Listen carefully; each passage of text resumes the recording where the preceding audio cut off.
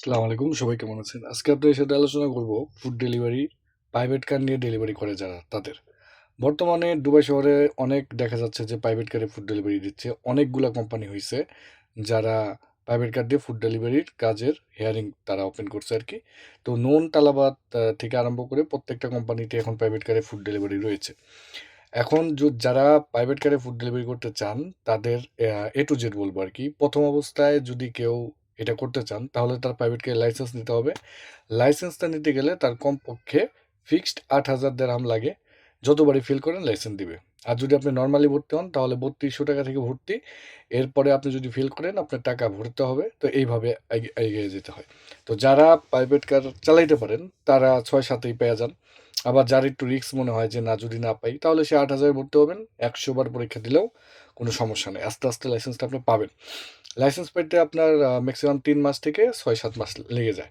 তো যারা খুব ভালো পারেন তারা ৩ মাস, যারা ফেল-টেল করেন আস্তে, আস্তে তারা হয়তো ৬ মাস ৭ মাস লেগে যায়। এরপরে আসি প্রাইভেট কারের জবের ব্যাপারটা।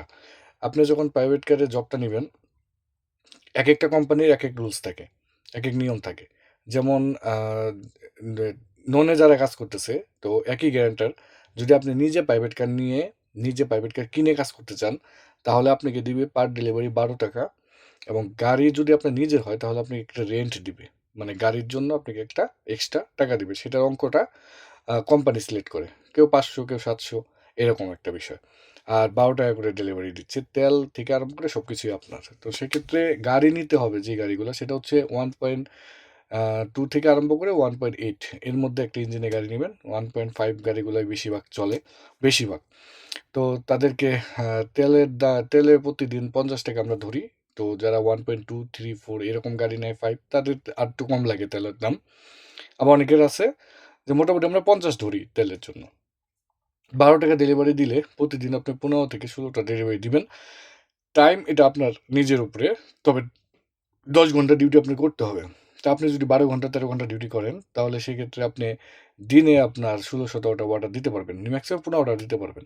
তো মাস শেষে ৪৫০ অর্ডার হলে বা ৫০০ অর্ডারও হয়। বেশিরভাগ ৪০০, ৪৫০, ৫০০ এর মধ্যে থাকে অর্ডার। তো ৪৫০, ৫০০ অর্ডার করলে তো আপনার পার অর্ডারে ৳১২ যেহেতু তাহলে কিন্তু আপনি ৫০০ অর্ডার করলে ৳৫,০০০ উপরে উম পাইতেছেন। আর যদি ৪৫০ করেন তাহলে ৳৪,৫০০ উপরে পাচ্ছেন। একটা সহজ হিসাব। এবং এখানে কিছু ইনসেপ্টি রয়েছে। যেমন আপনার ৯ কিলোমিটারে ৳১, ১২ কিলোমিটারে ৳২, একদম ২০ কিলোমিটার পর্যন্ত যদি যাইতে হয় তাহলে ৳৬। তো এই ইনসেপ্টিতে তেলের দামটা অনেকটা কভার হয়।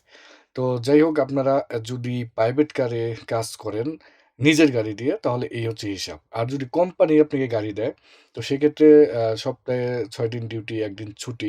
আপনাকে ফিক্স স্যালারি দিবে ৳২৫০০ এবং গাড়ি কোম্পানি দিবে, গাড়ি আপনার কাছে থাকবে। তেল, গাড়ির যাবতীয় মেইনটেন্যান্স সবকিছু কোম্পানি বহন করবে। তো সেক্ষেত্রে আপনি একটা দিন ফ্রি পাচ্ছেন, গাড়ি নিয়ে ইচ্ছামতো ঘুরতে পারতেছেন। আবার তারা নতুন নিশান গাড়ি দিবে, নিশানের প্রাইভেট। খুবই সুন্দর গাড়ি। তো গাড়িটা একদম পার্সোনাল আপনার নিজের।